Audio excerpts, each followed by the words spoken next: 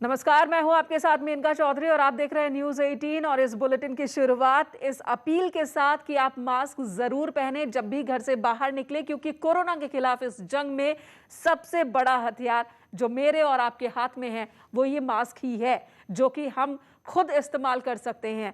तो जब भी आप घर से बाहर निकले, न्यूज़ 18 आपसे यही अपील कर रहा है अपनी मुहिम के तहत मास्क पहनो इंडिया, कि जब भी आप घर से बाहर निकले, सार्वजनिक जगहों पर जाएं तो आप मास्क का इस्तेमाल जरूर करें और मास्क को ठीक से पहने। मास्क है, मजाक नहीं है, इस बात का ख्याल रखना है, क्योंकि आप अगर मास्क का इस्तेमाल सही तरीके से करते हैं तो कोरोना के खतरे से खुद को और अपने परिवार को सुरक्षित रखते हैं। चलिए खबरों पर लौटते हैं और बात गौतम बुद्ध नगर की, जहां पर जेवर एयरपोर्ट शिलान्यास कार्यक्रम पीएम मोदी रख सकते हैं एयरपोर्ट की आधारशिला। इस कार्यक्रम के लिए कंपनी का चयन जल्द ही होगा। जून में कंपनी चयन की प्रक्रिया पूरी होगी। 15 कंपनियों ने शिलान्यास आयोजन में रुचि दिखाई है। बड़े इवेंट के लिए कंपनियों से प्रस्ताव मांगे गए थे। तो आपको बता दें, जेवर में बहुप्रतीक्षित जो इंटरनेशनल एयरपोर्ट है उस पर काम तेजी से चल रहा है और इसके शिलान्यास की अब बात हो रही है। शिलान्यास की जो आधारशिला है वो प्रधानमंत्री नरेंद्र मोदी रख सकते हैं। बताया ये जा रहा है कि जो कंपनी इस कार्यक्रम में रुचि रखने वाली कंपनियां हैं उन्होंने अप्रोच किया है। 15 जून तक कंपनियों को फाइनल कर लिया जाएगा, ये बात भी सामने आ रही है। 15 कंपनियां हैं जिन्होंने इसमें इंटरेस्ट दिखाया है, वो ये कार्यक्रम करना चाहते हैं। अमित सिंह हमारे सहयोगी इस वक्त हमारे साथ मौजूद है। अमित, ये शिलान्यास कार्यक्रम क्या है? खबर आपके पास 15 कंपनियां हैं जो इंटरेस्टेड हैं इस इवेंट के लिए। देखिए, आपको बता दूं कि गौतम बुद्ध नगर से आज की सबसे बड़ी खबर यही है कि जो यमुना प्राधिकरण ने एयरपोर्ट के शिलान्यास के लिए पूरी तैयारी शुरू कर दी है। अभी से ही 15 कंपनियों ने प्रस्ताव दिए हैं और अथॉरिटी ने प्रस्ताव मांगे थे जो इवेंट कंपनियां हैं उनसे कि एयरपोर्ट के शिलान्यास के लिए, जिसमें 15 कंपनियों ने रुचि दिखाई है। साथ आपको बता दूँ कि जो अथॉरिटी है उसकी तरफ से कंडीशन ये रखी गई थी कि जो इवेंट मैनेजमेंट कंपनी है वो कम से कम 10 आयोजन प्रधानमंत्री जी और मुख्यमंत्री जी के कर चुके हों, तो उसको अगर अनुभव है तो आप अप्लाई कर सकते हैं। तो ऐसी कुल मिला के 15 कंपनियों ने अप्लाई किया है कि हम इस आयोजन कर सकते हैं। तो ठीक है अमित, जून तक कहा जा रहा है कि कंपनी फाइनल कर ली जाएगी जो कि शिलान्यास कार्यक्रम को संपन्न कराएगी, लेकिन उसके बाद काम शुरू होने में कितना वक्त और लगेगा? देखिए, आपको बता दूं कि जो वहाँ जो एयरपोर्ट की जो ज़मीन है 5000 हेक्टेयर जो निर्धारित की गई है, उसमें जो 1334 हेक्टेयर ज़मीन है जो अधिग्रहण की जा चुकी है पूरी तरीके से। जो वहाँ गांव वाले थे, गांव वालों को अब पूरे प्लॉट दे दिए गए हैं और जो गांव वाले हैं वो धीरे धीरे गाँव को खाली भी कर रहे हैं। तो कुल मिला के जो विकास की रफ्तार है एयरपोर्ट की काफ़ी तेज उड़ रही है। आने वाले समय में जो अथॉरिटी चाहती है कि अपनी तैयारी पूरी रखे, क्योंकि PM और CM का कार्यक्रम कभी भी गौतम बुद्ध नगर में एयरपोर्ट शिलान्यास के लिए लग सकता है। तो अथॉरिटी भी नहीं चाहती है कि किसी तरीके की कोई चूक हो, इसीलिए कंपनियों के चयन के लिए आवेदन किए गए थे, प्रस्ताव रखे गए थे। तो कल जो CEO है उन्होंने ये बताया है कि जो 15 कंपनियों ने इंटरेस्ट पे किया है कि जो गौतम बुद्ध नगर में एयरपोर्ट बनने वाला है उसमें अगर जो CM और PM उसको आधारशिला रखते हैं तो उनका अनुभव होना जरूरी था। तो इसी को देखते हुए अब जून के महीने तक जो यमुना प्राधिकरण है जो कंपनियों की जो चयन प्रक्रिया है उस पर मोहर लगा देगी। जी धन्यवाद अमित, इस वक्त पूरी जानकारी देने के लिए। इधर कानपुर से बड़ी खबर आ रही है। कानपुर नगर में ब्लैक फंगस से एक और मौत की खबर। 56 साल की एक महिला की मौत हो गई है ब्लैक फंगस की वजह से। हैलेट हॉस्पिटल के न्यूरो कोविड वार्ड में ये महिला भर्ती थी। कानपुर में ब्लैक फंगस से ये 5वीं मौत है। ब्लैक फंगस लगातार विकराल रूप लेता जा रहा है। पोस्ट कोविड मरीजों में ये बीमारी बहुत तेजी से और ब्लैक फंगस की चपेट में बड़ी तेजी से लोग आ रहे हैं। पूरे भारत में ही इसके आंकड़े अब बढ़ते जा रहे हैं। कानपुर की बात करें तो अकेले कानपुर में ही ये 5वीं मौत है। 56 साल की एक महिला जिनकी मौत हो गई ब्लैक फंगस की वजह से। ब्लैक फंगस ने संभल में भी दस्तक दे दी है। यहां एक फर्टिलाइजर कंपनी के कर्मचारी में ब्लैक फंगस की पुष्टि हुई है। 47 साल के कर्मचारी को कोरोना संक्रमण के बाद ब्लैक फंगस की पुष्टि हुई है। कर्मचारी का दिल्ली में अपोलो में इलाज चल रहा है। इस कंपनी में करीब 200 लोगों में कोरोना संक्रमण हुआ था और एक शख्स जिसकी उम्र 47 साल बताई जा रही है, फर्टिलाइजर कंपनी के कर्मचारी हैं वो, उनमें ब्लैक फंगस की पुष्टि हुई है। कोरोना से संक्रमित थे, कोरोना का इलाज चल रहा था और अब ब्लैक फंगस की भी पुष्टि हुई है। दिल्ली के अपोलो में इलाज इस वक्त चल रहा है। उधर गाजियाबाद में पुलिस और बदमाशों के बीच एनकाउंटर हुआ। लोनी इलाके में हुई मुठभेड़ में पुलिस ने एक बदमाश को गोली लगने के बाद गिरफ्तार किया। पुलिस ने उसके पास से चोरी की एक मोटरसाइकिल, कुछ कैश, तमंचा और कारतूस बरामद किए हैं। पुलिस को चकमा देकर उसके 2 साथी भाग निकले। कल बदमाशों ने तमन्ना डेयरी के मालिक से लूटपाट की थी और यही बदमाश आज वारदात के लिए जा रहे थे, तभी पुलिस ने एनकाउंटर के दौरान एक को पकड़ लिया। तत्काल हमारी टीम को निठौरा रोड पर चेकिंग लगाया गया। चेकिंग के दौरान अंडरपास के पास एक मोटरसाइकिल पे 3 लोग आते हुए दिखे। पुलिस ने रोकने का इशारा किया, वो रुके नहीं, उल्टा पुलिस पर फायर कर दिया। पुलिस ने भी जवाबी फायर किया, जिससे एक बदमाश उसके पैर में गोली लगी है। बाकी 2 अन्य बदमाश भागने में सफल रहे हैं। बदमाश जिसको गोली लगी उसका नाम दानिश सन ऑफ बख्तियार है। और पूरे प्रदेश में देश की तरह ही कोरोना के खिलाफ जो जंग है वो जारी है और ऐसे में सीएम योगी आदित्यनाथ लगातार जिलों का दौरा कर रहे हैं, ग्राउंड रिपोर्ट जान रहे हैं। इसका असर भी देखने को मिल रहा है। यूपी में कोरोना संक्रमण की पॉजिटिविटी रेट में लगातार कमी और रिकवरी रेट में सुधार देखने को मिल रहा है। यूपी में कोरोना संक्रमण की रिकवरी रेट की बात की जाए, मौजूदा दर इस वक्त 95.4% है। पिछले 24 घंटे में 3,47,821 कोविड टेस्ट करवाए गए। वहीं अब तक यूपी में कुल 4,80,68,329 कोविड टेस्ट हो चुके हैं। 1 जून से सभी 75 जिलों में 18 से 44 वर्ष उम्र के लोगों का वैक्सीनेशन शुरू हो जाएगा।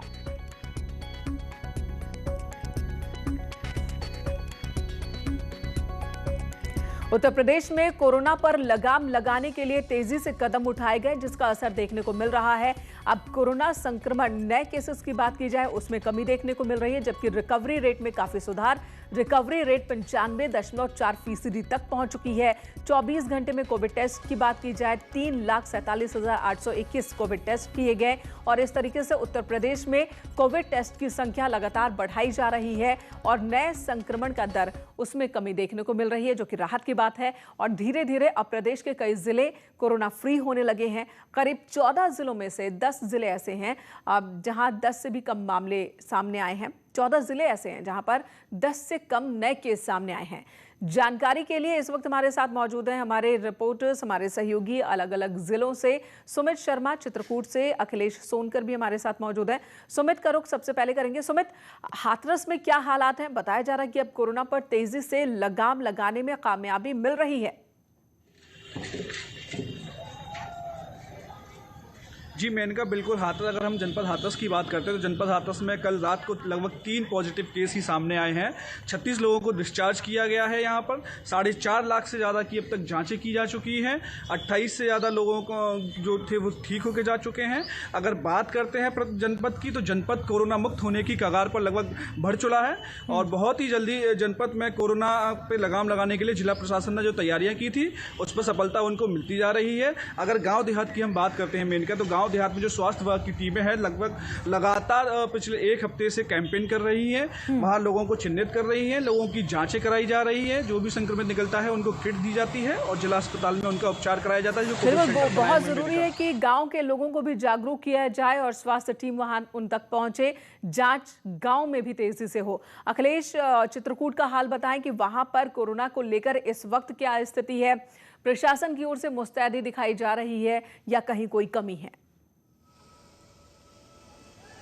जी मैं इनका बता दें कि जिस तरीके से चित्रकूट जिले में लगातार कोरोना संक्रमित मरीज मिल रहे थे, लेकिन बीते 2 हफ्ते से महज 10 से नीचे ही मरीज मिल रहे थे। कल ही का अपडेट देते कि जिस तरीके 27 मई को जो कोरोना पॉजिटिव मरीजों की संख्या हो महज 0 है। जिले में प्रतिदिन 1700 से ज़्यादा जांचें की जा रही हैं। जो मुख्यमंत्री ने अपनी ठोस नीति अपनाई थी, गांव-गांव जो कोविड हेल्प टीम थी वो भेजकर उन मरीजों को चिन्हित किया जा रहा था, उनको दवाई वितरण की जा रही थी। तो शायद यही कारण है कि जिला अब कल के दिन कोरोना फ्री हो गया था। वह 2 हफ्ते से केवल 2 या 3 मरीज मिल रहे हैं। अब हम कह सकते हैं कि जो कोरोना संक्रमित मरीज हैं बेहद कम मिल रहे हैं। जी ठीक है, ये अच्छी खबर है, राहत देने वाली खबर है, लेकिन लड़ाई खत्म नहीं हुई है। तीसरी लहर की भी आशंका जताई जा रही है।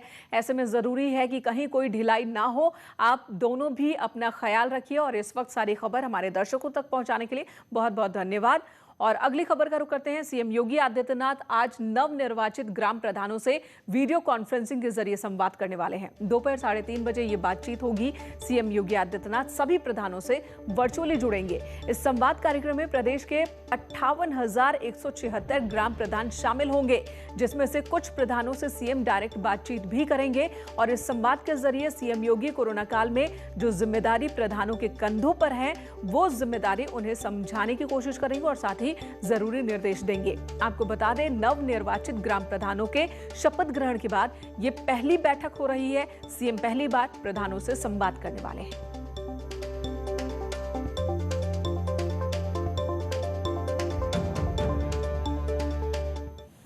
और यूपी में हलचल, राजनीतिक हलचल लगातार देखने को मिल रही है। योगी मंत्रिमंडल के विस्तार की चर्चा तेज है और इस बीच सीएम योगी आदित्यनाथ ने कल राज्यपाल आनंदीबेन पटेल से मुलाकात की थी।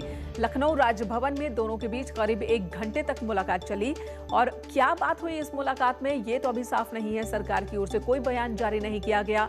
इससे पहले आनंदीबेन पटेल गुरुवार दोपहर अचानक ही भोपाल से लखनऊ पहुंची थी, जिसकी वजह से सियासी गलियारों में चर्चाओं को ज्यादा हवा मिली थी कि कोई बड़ा फेरबदल होने वाला है।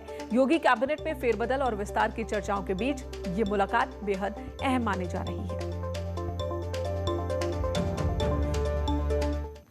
इधर फतेहपुर में प्रदेश के मंत्री राम नरेश अग्निहोत्री की एक बड़ी लापरवाही हम आपको दिखा रहे हैं। 1 दिवसीय दौरे पर यहां पहुंचे थे और एक अस्पताल का निरीक्षण करने भी पहुंचे थे, जिला हॉस्पिटल में, लेकिन यहां पर खुद ही कोविड गाइडलाइंस का उन्होंने पालन नहीं किया। धज्जियां उड़ा दी गई। जिला अस्पताल के निरीक्षण के दौरान उनके साथ भारी भरकम ये टीम आप देख रहे हैं, जिसमें सुरक्षा गार्ड भी मौजूद हैं, कई उनके समर्थक मौजूद हैं और हॉस्पिटल के स्टाफ भी है। मंत्री के आसपास की भीड़ आप देख सकते हैं। अस्पताल के अंदर इस कदर मंत्री भीड़ लेकर पहुंचे निरीक्षण करने। उधर बरेली में एक दूल्हे को दहेज में बुलेट मांगना महंगा पड़ गया है। लड़की ने दहेज लोभी दूल्हे से शादी करने से इनकार कर दिया और दूल्हे को बैरंग लौटा दिया। आसपास के लोगों ने भी काफी समझाया, लेकिन वो लालची शख्स निकाह करने को राजी नहीं हुआ था बिना दहेज के।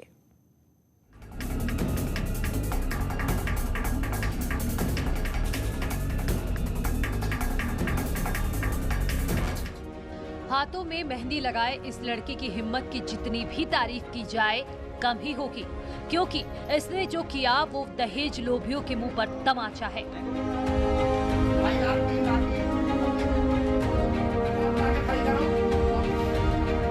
ये कोई फिल्मी स्टोरी नहीं, बल्कि रियल लाइफ स्टोरी है। इज्जतनगर क्षेत्र के परतापुर चौधरी की कुलसुम की शादी सीबीगंज के जिशान के साथ 8 महीने पहले तय हुई थी। जब शादी के 2 दिन बचे थे तो जिशान ने बुलेट मोटरसाइकिल की जिद पकड़ ली। उसने ये भी चेतावनी दी कि अगर मोटरसाइकिल नहीं मिली तो वो बारात वापस ले जाएंगे। जब बारात पहुंची तो उसने फिर मोटरसाइकिल की जिद पकड़ ली। लड़की वालों ने उसे बाद में मोटरसाइकिल देने का भरोसा दिया, लेकिन दूल्हा जिद पर अड़ गया। इसके बाद लड़की वालों ने मोटरसाइकिल के पैसे नकद दे दिए। जब कुलसुम को ये पता चला तो उसने दहेज लोभी दूल्हे से निकाह करने से साफ इनकार कर दिया। इससे हड़कंप मच गया। कई लोगों ने कुलसुम को समझाने की कोशिश की, लेकिन वो अपने फैसले पर अडिग रही। ऐसे में बारात को बगैर दुल्हन लिए वापस जाना पड़ा। करना वो लड़का सही नहीं है, वो लालची है। क्या डिमांड रखी? वो बुलेट मांग रहा है, बुलेट भी दे रहा है, फिर भी वो बुलेट ना निकली तो वो कैश मांग रहा है। कैश भी रख दिए दहेज पर, मगर मुझे करना नहीं है उसके साथ। हाँ, यही संदेश है, कभी भी ना करें ऐसे लालची लोगों के साथ। अब बेरंग लौटा दूल्हा अपने किए पर पछता रहा है और पूरी घटना के लिए अपनी मां को जिम्मेदार ठहरा रहा है। बहुत ज़्यादा ऐसा नहीं है कि मुझे बहुत अच्छा मोटरसाइकिल मांगना चाहिए थी। चलो नहीं मांगना चाहिए थी, कोई वैसी बात नहीं है। नहीं भाई ने नहीं मैंने किया था, मगर मेरी माँ के चक्कर में मतलब ये ऐसा हो गया। ऐसी कोई बात नहीं है। हमारी माँ को कुछ भी समझ नहीं। अपनी माँ को दोषी मानते हैं आप? जी। कुलसुम के इस कदम की हर तरफ सराहना हो रही है, क्योंकि उसने दहेज लोभी लोगों को सबक सिखाया और बारात बेरंग लौटा दी।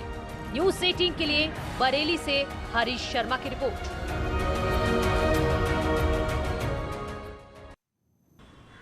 हेलो भाई साहब, नमस्ते। नमस्ते मैम। कैसे हो? ठीक ठाक है मैम। आपका ये टाई आप सर पे बांध सकते हो? क्यों मैम? क्योंकि आपका मास्क तो आप ठीक से नहीं पहने। Sorry ma'am. देखिए, आप इंसान हैं, भगवान नहीं। मास्क ठीक से पहनिए। Oh please.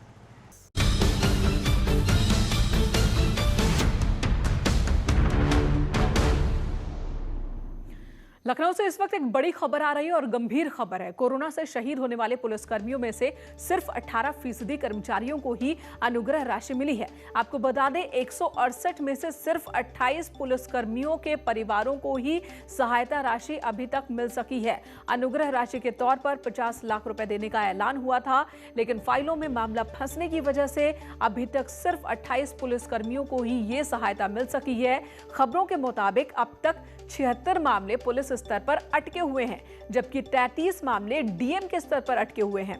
16 मामले ऐसे हैं जो शासन स्तर पर अटके हुए हैं और 12 ऐसे मामले हैं जिन्हें डीएम ने अनुग्रह राशि का हकदार ही नहीं माना है। तो अपने आप में ये मामला बहुत ही हैरान करने वाला है। कोरोना के दौरान ड्यूटी करते हुए ईमानदारी से अपनी जिम्मेदारी निभाते हुए 168 पुलिस कर्मियों की शहादत हुई है। ये खबर जगजाहिर है। इनमें से अभी कुछ ही पुलिस कर्मियों को के परिवार को सहायता राशि मिल सकी है। ऋषभ मणि त्रिपाठी हमारे सहयोगी लखनऊ से इस वक्त हमारे साथ हैं। ऋषभ, जाहिर सी बात है जब भी कोई ऐसा ऐलान होता है तो उसकी एक प्रक्रिया होती है कि जो पात्र हैं उन तक सुविधा पहुंचाई जाए, सहायता पहुंचाई जाए, लेकिन इतना बड़ा अंतर कहाँ 168 पुलिसकर्मी और कहाँ अभी सिर्फ 15% को ही ये राहत मिल पाई है?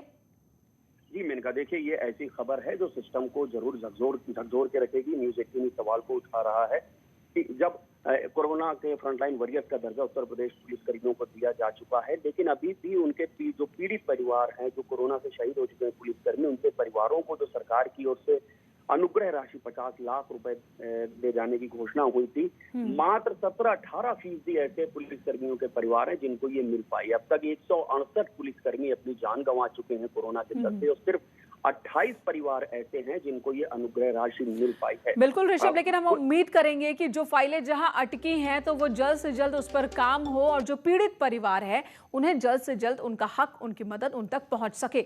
धन्यवाद इस वक्त पूरी जानकारी देने के लिए। एक छोटे से ब्रेक के लिए